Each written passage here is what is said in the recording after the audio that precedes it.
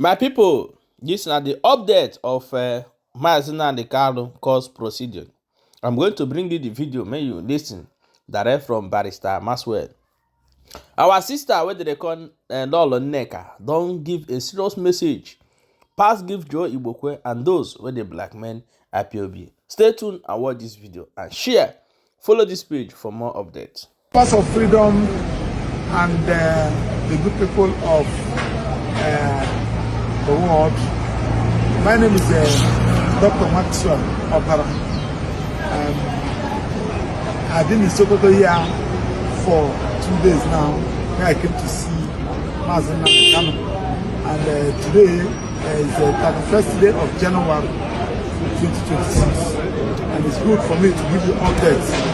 A lot of you have been calling me, asking me about the appeal and what have you. But I want to start by saying that my Facebook account has been suspended. I'm not on Facebook now. Any Facebook account you see, apart from that, my old one is fake. I learned that some persons are creating a lot of fake Facebook accounts using my name, using my picture. Please ignore it. I'm not on Facebook for now. That one is that. Then on the issue of the appeal of Mazi Nnamdi Kanu, I have a good news for you, because I've been seeing a lot of calls, a lot of calls, people calling me, trying to ask me, has the appeal been filed? I told them no, we have not filed the appeal, because we are still working on it.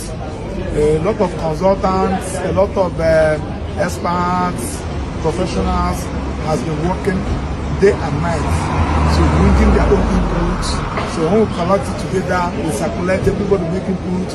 We have crossed the T's and the dot the I's, and decided to come up with the final and the clean copy of the notice of appeal for Mazi Nnamdi Kanu. So he has signed, and they have given us authority to file it on his behalf. By Tuesday or Wednesday next week, we will be able to file. That one is on dance. So for those of you who are asking about the appeal will be filed by next week. Meanwhile, we are still within time anyway. Our time will expire by 19th of February. We are still within time, so we'll file by next week. Then that one is on that. On the issue of information flying around, Mazi Nnamdi Kanu said that I should tell you people, any information you have, you are doubting whether Mazi Nnamdi Kanu say this or Mazi Nnamdi did not say this. You have free ticket to come and visit him. Nobody's collecting money from anybody. On the issue that people are collecting money, we have verified that from 21st November till now, since he was brought to Sokoto here, we have the list of those who have visited him, and the investigation revealed that nobody paid money for anybody for him to come and see him. Because one, if you want to see Mazi Nnamdi Kanu, you go to the correctional center, you fill form, they will send it to him. They will be the person to approve whether you are coming to see him or not. You don't need my approval for you to go and see him. You don't need the approval of the siblings or anybody for you to go and see him. So when somebody is telling you that the siblings, the lawyers are collecting money to go and see Mazi Nnamdi Kanu, please put that story in dustbin. Mazi Nnamdi Kanu also frank and right. I hear them say it is a fake news, it is wrong, it is never done.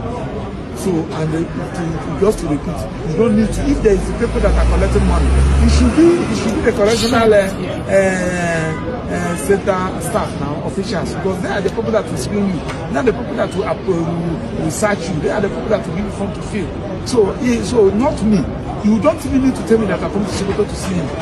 That place has been a pilgrimage ground. As I leave in this morning, I saw about 15 persons came from all over the world, all over Nigeria to come and visit him. They are there, filling their own form. If you come, you fill from the sea. So the issue of people paying money should not even come on. Then finally, on the issue, the things that we are seeing in the social media, please, lovers of freedom, we don't want to be distracted. We remain focused. Forget about all the old people, name calling. People calling us name, saying all sorts of funny things. These are the people the enemies are sponsoring to attack us. And they know that the more they are attacking us in social media, the more they are calling us in, we lose focus in what we are doing. So that is just it. Then once again, I want to thank you. See you again while we wait for further updates. As we find this thing, we also make it available for you. We will have a itinerary of the appeal. Thank you and God bless you. So this is a beautiful, wonderful. Thank you and God bless you. Igbo bụ Igbo, ekele m ụnụ ọlọlọ Nneka Chimezie na-ekwe na-ewetara n'ọnọdụ Igbo. Biko ndị m na-ezigara ozi awụ Joe Igbokwe na Lare Olayinka SSA to Nwike ka ọwụ spokesperson to Nwike. Nna anyị ukwu Joe Igbokwe amaghị m ma m ga-ekwu na ihe anyị na-ekwu maka ndị Igbo amaghị m ma enyere gị ego ka ọ jọs het ya ndị Igbo ibe gị, because ama m na enwedeghị mgbe ị nwere plan ị na-achịta azụ n'ala Igbo, because your family agago mbe gị before, your family na obodo oyibo, ụmụ gị nọ n'obodo oyibo, so ọ emechakwa afọ nka gị lakwu ha ebe ahụ. Maka ịma na ọtụtụ ndị Igbo anyị ama ha na a lot of interest abatago, so onye ọbụla na-emegara ihe na interest nke so Joe Igbokwe so na ndị na-emegara ihe na your own interest. Apụta mkpọ gị maka ọngụnwa nọ ọ na-enwebeghị aha ị na-akpọbeghị IPOP unprintable names, kpọọ ndị IPOP na-akpọ fafa na-agba gị sị gị na Joe Igbokwe na ọ dịkwunu ka echefuola ihe eji wee kpọtara anyị ndị amị n'ala Igbo nọ maka sitatom iri lasị sitatom wee gotere gị na sitatom ka dị na-aka na-eme observe sitatom igosi na ndị Igbo ji aka ha in protest na-eme sitatom gị gụchata ya nwapụta n'iru akwụkwọ gwa ndị gọvanọ na ọ dị best way force ndị ahịa ka ha mepewa ahịa. Joe Igbokwe ọ dị gị ka advice ahụ ị na-enye ọ dị proper, ị na-enye in good faith force mmadụ ịpụtawa na shop ya, enwe onye ga force gị ime anything ị na-anya na-awụdogide nya ịpụta ụgwọ na force gị sị gị akpọ ya ma ọ rent ya shop, mana because onye zụrụ gị ma ka esi eme power abuse ka iji nye that such advice. Okay, now Joe Igbokwe ọ bụrụ na akwụ ụgwọ to just be on, anyị mara enwe ndị akwụrụ ụgwọ to not on the media space a blackmail IPOP. Adam ihe ama ọ bụrụ na ịma ha m ga-eme vidio ọzọ m ga-eme mere ga analyze, mana ka m kọwatụrụ gị na Gentle the Yahoo Commander bute ụzọ ebe iwu ndị na-enye statement ụnụ na-akpọ IPOP. Ọ bụrụ na ụnụ tụ na ụnụ amahụ na ndị abụrụ ndị IPOP ụnụ na-asị asị, and the more ụnụ na-ekwu ihe the more ọ na-adị ka gọọmenti na fund ha to blackmail IPOP. Otherwise Gentle the Yahoo apụtago kwuo na ndị ya na-arụrụ onye nwe onye isi ya bụ Simon Ekpa. Simon Ekpa Finland gọọmenti prosecute gị ya jail ya confirm ọ nọwụhụ a member of IPOP. So why not him address onye na-ewo ndị a na-agara ozi? Gentle the Yahoo so how Biafran Liberation Army, and Biafran Liberation Army is under the command of Simon Ekpa.